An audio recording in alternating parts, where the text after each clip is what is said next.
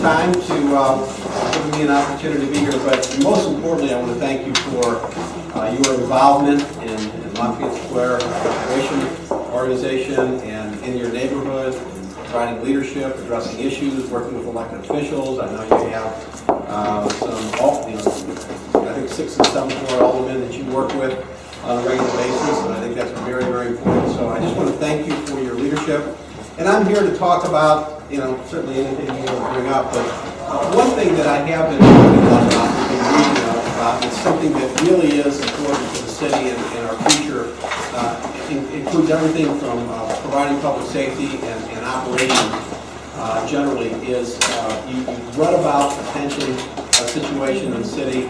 And one thing I wanted to make sure is, you have the answers to the questions that you might have or issues. Lay it out and what we've dealt with. The pensions are tied in with the stock market. When the stock market dropped more than one occasion in the past 10 years, that impacts the pensions and how much money we put in the city of St. Louis as pensions. And we have 3 pension systems. We have an employees retirement system, we have a police retirement system, and we have a firefighter retirement system. What you've been reading a lot about is the firefighter retirement system. I want to talk about that. Alderwoman Phyllis Young, how are you? Good to see you. Phyllis is great to meet you. Does a really good job. And I've worked with her for over 26 years. I hate to do that. But anyway, I wanted to just kind of tell you what we're faced with. Number one, for public safety is our number one priority. It has been since I've been in office, by far. We spend over $250 million of your tax dollars on public safety for good reason, because we want to do everything we can to make sure people are safe in their homes, and if there's an emergency of some sort, somebody is there to respond. We have a fantastic police department and fire department. We have a lot of men and women that are dedicated to doing their job, and when time comes, they show up and they do it extremely well. I'm very proud of them and I support them. I'm going to continue to support them. So I want to make sure that's very clear. And over time, we've had a lot of budget. We had a lot of budget constraints, a lot of budget issues. And in every case, in every year I've been in office, we have given priority to police and fire in terms of how we fund those different departments. And let me start with the fire department. Since I've been in office, their budget has grown from $48 million to $71 million. It's a $23 million increase in their budget. Unfortunately, we have fewer firefighters. They don't have better benefits. We don't have better fire service as a result, and they have not been getting pay increases. Okay, 40% of the firefighters' budget today is pension costs. 40% of the budget is pension costs. That is a big deal, and the pension costs are taking a bigger and bigger part of their overall operating budget, and it's really squeezing the department, and it's squeezing, along with other pension costs, are squeezing all of city government. And let me tell you what we've been doing over the years to try to balance our budget. We've eliminated about 600 civilian positions. We have, you all raised your taxes. You agreed to pay for half-cent sales tax increase to fund pensions and pay increases for city employees, including firefighters and police. We have, for 4 years, I believe it has been now, city employees have not gotten pay increases. We also have, we start charging for tax, for trash collection for the first time in the history of the city of St. Louis. And we're doing all this so that we can address the expenses of the city of St. Louis and do what we need to do, and that is balance our budget, which we're required to do under the law. So our revenues are going up. I mean, we don't have a revenue problem in that sense. The biggest problem is our expense problem, and pension costs are the biggest part of our expense issue that we got to deal with. And we've got to figure out how to address the issue. I'm going to talk about that in a minute. But we also, last year to balance our budget, we took $18 million out of our emergency fund, our fund balance, rainy day fund, and spent it down to a lower level, a much lower level than what our financial consultants say this is important to keep the city fiscally sound. So we're basically teetering on that.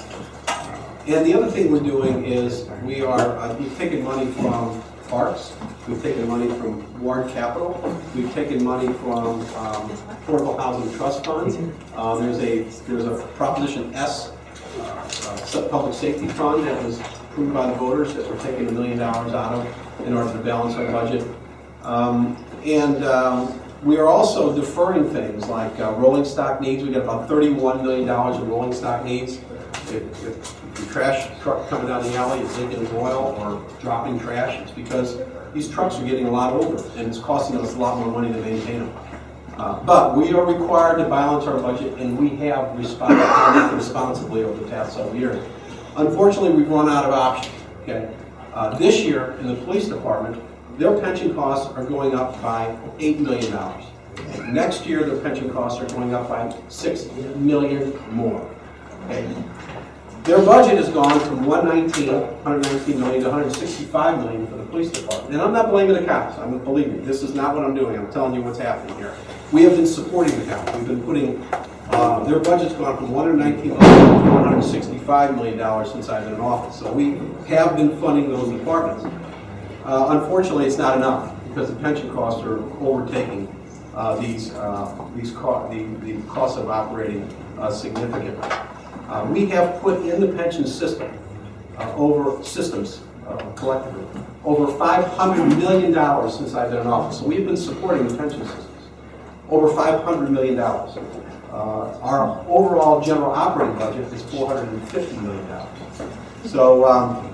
So we're at a point now where this year firefighters' pension costs are going up by $5 million. Police officers' pension costs are going up by $8 million.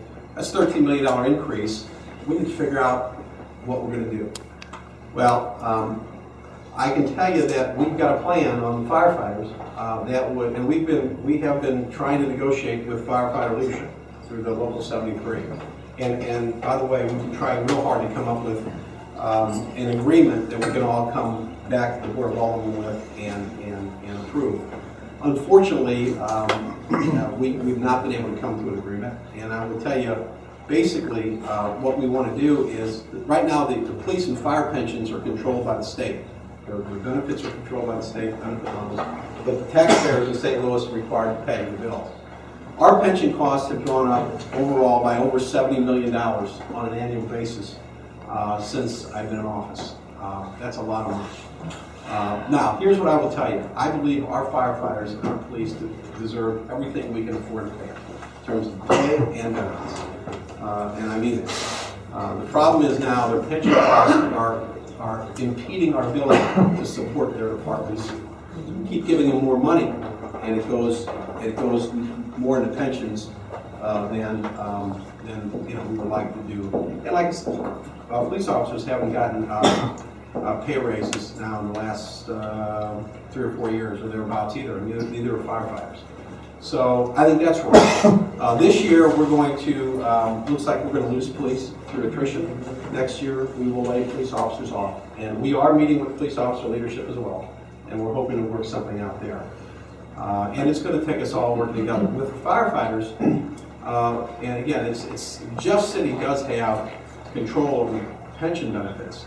And so far we've had no indication that Jefferson City legislators are interested in making any meaningful modifications to the pension system that would allow us to do what we need to do. So we're still working. I had a pension task force 6 years ago with employee representatives. We've done mediation, which didn't work. And right now we are in a position where we have a proposal in place that will save us $4.1 million next year in this coming fiscal year. And the firefighters, they want to save the $1.1 million. Their plan is a $1.1 million plan to save. Well, their costs are going up by $5 million. So, you're going to hear a little bit about that. Right now we're putting a budget together, but these costs are really impacting and impeding our ability to provide the services that you all pay for and deserve. And by the way, it's impacting our ability to provide public safety services Ironically, to the people of St. Louis, because more and more money is going into the pension, and less is going into their operations. The fire chief was complaining that, I believe he said something to me about, well, heck, yeah, you're giving us more money, but money's going into the pension costs, and I've got to cut my operation costs. And I said, well, you know, it's your pension costs, and we can only do so much, because we only can get so much in tax dollars, and we have to balance our budget. So we are, what we're doing is there's two board bills to the Board of Aldermen for the firefighters. One would bring local control of the firefighters' pension to the city of St. Louis, so we would, as a city, control the benefits. And would no longer be up in Jeff City.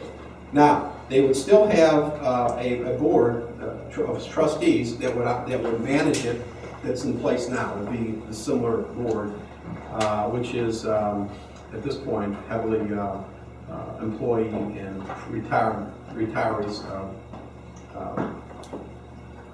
manned in the board. So we're not, you know, what we're trying to do though, and we're not trying to even reduce the costs. What we're trying to do is keep the costs from going up in the future. And as the costs keep going up, of course, it affects everything else we're doing. So I wanted to let you know that, you know, my objective has been and will continue to be to work something out with the employee representatives.